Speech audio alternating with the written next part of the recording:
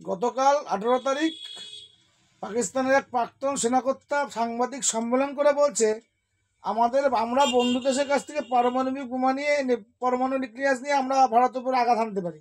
আরে শুয়োরের বাচ্চা, পরের উপর ধার করে এই একটা পরমাণু বোমা মারলে কি হবে? একটা ভারতবর্ষে কত লোক মারা যাবে না? 10 কোটি। ভারতে 140 কোটি মানুষ বসবাস করে, 150 কোটি মানুষ। তো তোরা একটা বোম মারলে দ্বিতীয় বোম মারার সুযোগ পাবি? শালা তোর বয়স তো প্রায় 60 ছুঁই ছুঁই, বুঝতে পেরেছি কারণটা কি। তোর শালা জন্ম ওই পাকিস্তানের সেনাবাহিনী তোর মাকে তোর জন্ম দিয়েছে। তুই শালা 71 আগের অনেক মাল, তোর সব বয়স 60 বছর।